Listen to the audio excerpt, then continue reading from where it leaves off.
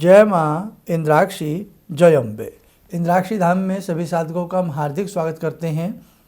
आइए इस अंक में हम बात करते हैं। कई बार एक सवाल बहुत साधकों का होता है कि किसी भी व्रत को कितने लंबे समय तक रखा जा सकता है या किस व्रत की कितनी अवधि होनी चाहिए। जैसे बहुत लोग हैं एकादशी का व्रत 20-20 साल से रख रखा है। अनेकों प्रकार के ऐसे दिव्य व्रत हैं जो लंबे समय से साधकों ने किए हुए हैं। ऐसी स्थिति में क्या व्रत का उद्यापन होना चाहिए या क्या बात, इन सब चीज़ों पे चर्चा हम करने वाले हैं। आइए पहले आज का हम पंचांग देखें।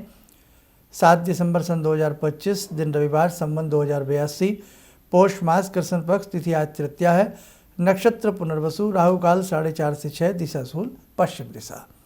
अब देखो, साधक जब किसी व्रत को रखता है उस उपास्य देवता के प्रति वो भाव विभोर हो जाता है और लंबे समय तक अपनी कामनाओं की पूर्ति के लिए या भगवत प्रसाद के लिए या भगवत प्रसन्नता, भगवती प्रसन्नता के लिए नाना भांति के व्रत रखे जाते हैं, जिसमें एकादशी का व्रत बहुत ज़्यादा रखा जाता है, प्रदोष काल के व्रत बहुत रखे जाते हैं, पूर्णिमा का व्रत बहुत रखा जाता है और उसी के साथ साथ समय पे आने वाले वर्ष भर के 30 त्यौहार लाइक जन्माष्टमी, नवदुर्गा, नाना भांति के व्रत रखे जाते हैं और उन्हीं में होते हैं आपके नवग्रहों के व्रत, जिसमें रवि का व्रत, चंद्र का व्रत, सोमवार का व्रत, ऐसे ही अनेकों प्रकार के व्रत होते हैं। उन्हीं व्रतों में आपके लक्ष्मी माता के नाना भांति के व्रत होते हैं और साल में 30 त्योहारों के व्रत आते ही आते हैं।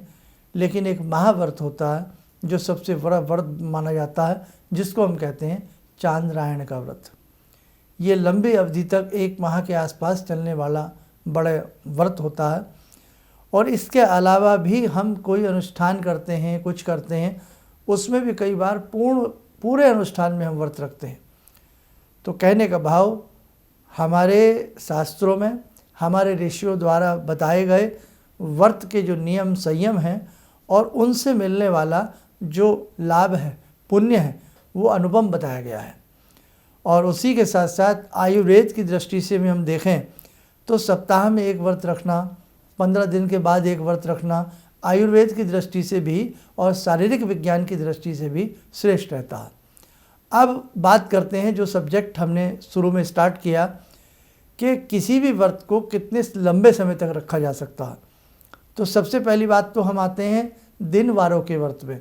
जैसे सोमवार का व्रत है, जैसे चंद्र का व्रत है, रवि का व्रत है, बृहस्पति का व्रत है, केतु के व्रत हैं, राहु के व्रत हैं, शुक्र के व्रत हैं। तो इनकी तो एक नियत तिथि होती है, इनके एक नियत समय होते हैं कि साहब सूर्य का व्रत आप 21 रविवार कर लें, 19 रविवार कर लें। ये तो सब इस प्रकार से नियत होते हैं। लेकिन आप में से ऐसे बहुत भी साधक होंगे जो 5-5, 10-10 साल से, 20-20 साल से जिन्होंने सूर्य का व्रत रखा है और बंद नहीं किया। तो कहने का भाव ये है कि अगर आप कभी ये आपके मन में आ जाए कि अब हम इस व्रत को निभा नहीं सकते, जैसे आप यंग थे, आपने वो व्रत पकड़ा, आप अनमैरिड थे, आपने वो व्रत पकड़ा, शादी हुई, आप ऐसे घर में पहुँचे जहाँ आप नियम संयम नहीं निभा सके, या आपकी ऐसी जॉब हो गई, आपका ऐसा कोई प्रोफेशन हो गया कि जिसमें आप अपने व्रत को नहीं निभा रहे लेकिन आप जबरन उसको निभाने का प्रयास कर रहे हैं, उस स्थिति में श्रेष्ठतम है कि आप उस व्रत का उद्यापन कर दें। उद्यापन में ये कदापि साधक न समझें कि आपको बहुत खर्चा करना पड़ेगा। आप सिंपल विधि से उस व्रत से संबंधित दान की वस्तु ले आएँ। आप मर्मज्ञ ब्राह्मण को बुला करके उस व्रत का जो भी, जैसे आपने रवि का व्रत रखा हुआ है, अब रवि से संबंधित जो भी मंत्र होते हैं, चाहे वो आप शास्त्रोक्त मंत्र ले लो, वैदिक मंत्र ले लो, पुराणिक मंत्र ले लो, आप किसी भी मंत्र से ब्राह्मण को बुला करके उसका यज्ञ करा दें और उसका जो दानपूर्ण वस्तुएं हैं उसकी, जैसे सूर्य की लाल होती हैं, लाल रंग की वस्तुएं दान कर दें। गौशाला जा कर के गौ माता की सेवा कर दें।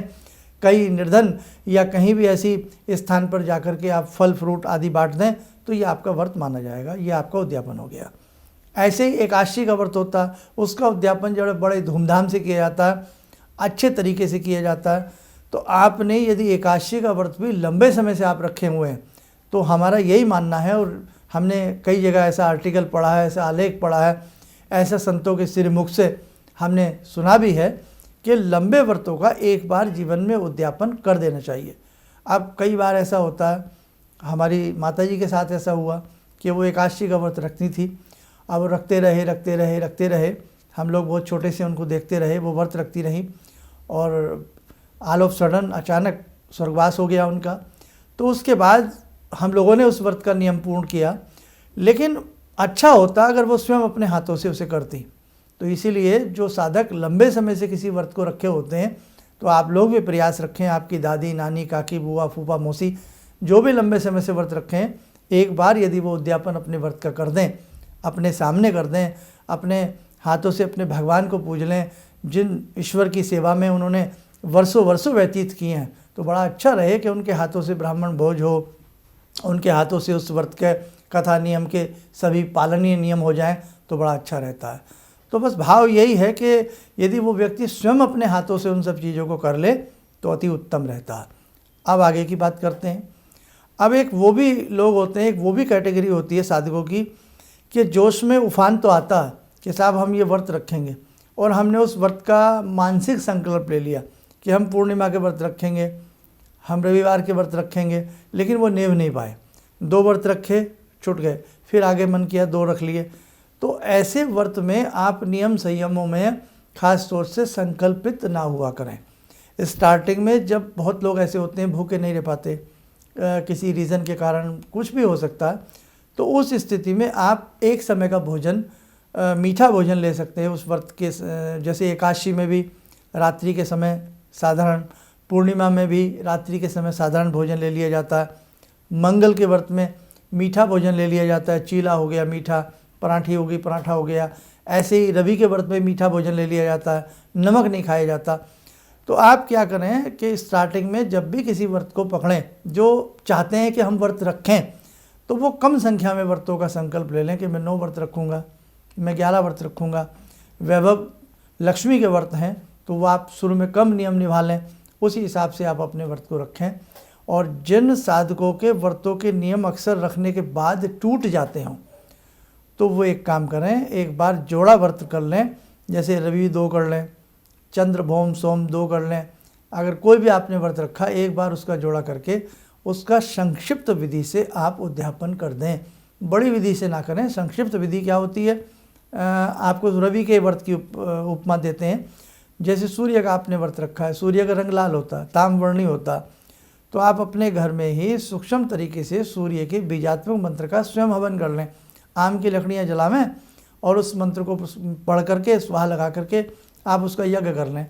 आप यज्ञ भी नहीं कर सकते तो सूर्यवार के दिन आप क्या करें, 12 बजे के आसपास तक नमक का भोजन ना लें, और 12 बजे से पहले पहले सूर्य मंत्र की अधिकतम माला आप जप लें। शिव मंत्र है तो शिव मंत्र की अधिकतम माला जप के, और उसका जो भी दान होता, जैसे ध्यान रखना, सोमवार का रंग सफ़ेद तो सफ़ेद दान, मंगल लाल तो लाल दान, इस प्रकार से। और दान हमेशा जब भी करें उपयुक्त और उचित दान करें। ये नहीं कि साहब हमने तो कोई सामान लिया और हम मंदिर में रखा है। आप रखा है, आप खाना पूर्ति करके आए हो, आप दान करके नहीं आए हो। अब आपने मंगल का दान करना है। क्या करना है, लाल रंग का मंगल का दान करना है।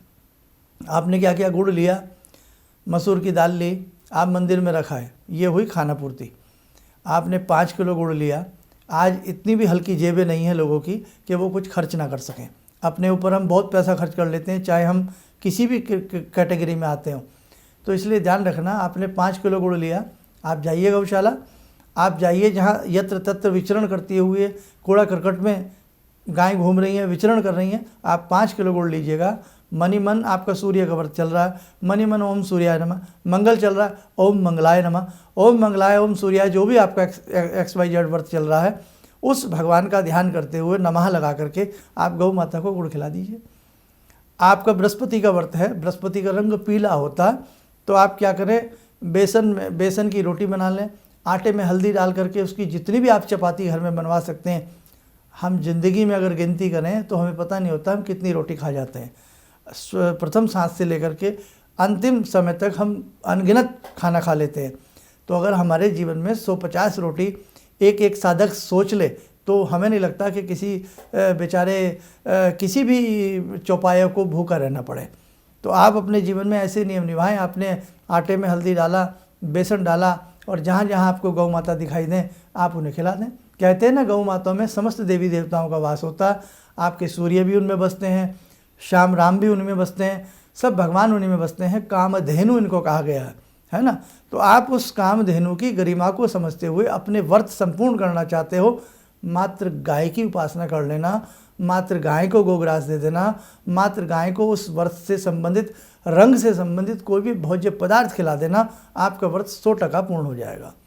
भाव से भगवान बसते हैं, आप ध्यान रखना इस बात का। तो आज ये कुछ बातें थी, सब्जेक्ट तो इतना बड़ा है, हम तो छोटा सा समझ रहे थे, लेकिन ये विपुल सब्जेक्ट है। इस पे अगर बोलें तो भी 4-6 घंटा और निकल सकता है आराम से। लेकिन काम की बातें, मेन बातें सारी हो चुकी हैं। तो आप ध्यान रखना व्रत के विषय में। आप जो व्रत रखें, एक बार अपने लंबे व्रत का उद्यापन करिए। टूटते अगर व्रत अक्सर हों तो जोड़ा करके गौ माता की सेवा करिए। और या आपका मन है कि अब आप व्रत आगे नहीं रख पाते हैं तो अपना व्रत करके क्षमा प्रार्थना मांग के यज्ञ आदि करके अपने व्रत को समापन कर लें। आइए, समय हो चला आज की ध्यान साधना का। जुड़ते हैं भगवान। ओम आत्मा त्वं गिरिजामति सहचरा प्राणा शरीरं गृहं पूजा ते विषयोपभोग रचना निद्रा समाधिस्थिते संचारा पदयो प्रदक्षिण विदेः श्रोत्राणि सर्वागिरो यद्यात् कर्म करोमि तद्दखिलं शम्भोस्तवाराधनम् चन्द्रोद्भासितशेखरे स्मर हरे गंगाधरे शंकरे सर्पे भूषितकण्ठकर्णविवरे नेत्रोत्तवे स्वानरे दन्ते त्वकृतसुन्दरां वरदरे त्रैलोक्यसारे हरे मोक्षार्तिं कुरु चित्तवृत्त्यमचलं मन्येस्तु किं कर्म वे वन्दे देव उमापतिं सुरगुरुं वन्दे जगत्कारणं वन्दे पन्नगभूषणं मृगधरं वन्दे पशूनां पतिं वन्दे सूर्यशशाङ्कवह्निनयनां वन्दे मुकुन्दप्रियं वन्दे भक्तजनश्रयं च वरदां वन्दे शिवं शङ्करम् ॐ कर्पूरगौरं करुणावतारं संसारसारं भुजगेन्द्रहारं सदा वसन्तं हृदयारविन्दे भवं भवानी सहितं नमामि भवं भवानी सहितं नमामि। कवच बना लें, ध्यान करें, भगवान शिव का शुभ आशीष हम सबके ऊपर बरस रहा है।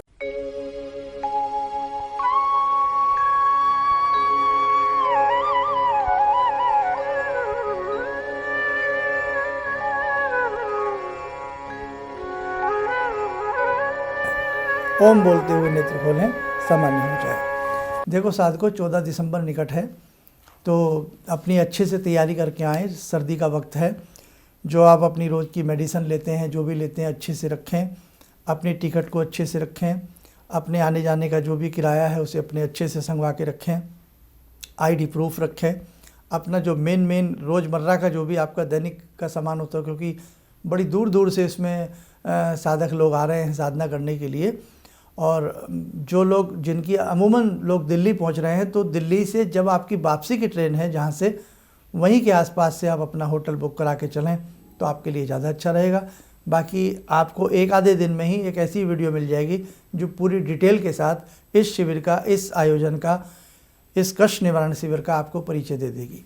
चलिए, आप सब लोग स्वस्थ रहें, सुखी रहें। इन्हीं शुभकामनाओं के साथ हम अपनी वाणी को विराम करते हैं। जय जय अम्बे। किसी भी समस्या के समाधान के लिए मिले प्रसिद्ध हस्तरेखा एवं वास्तु विशेषज्ञ प्रोफेसर धर्मेंद्र शर्मा जी से। नोट: शिविर में भाग लेने हेतु एवं व्यक्तिगत रूप से मिलने के लिए कॉल करने का समय सुबह 10 बजे से शाम 6 बजे तक। हमारे विभिन्न ज्ञानवर्धक कार्यक्रम देखने के लिए आप हमें अभी सब्सक्राइब करें, बेल आइकन को प्रेस करें ताकि आप देख सकें हमारा कार्यक्रम सबसे पहले। और अधिक जानकारी के लिए फेसबुक पेज को लाइक करना न भूलें।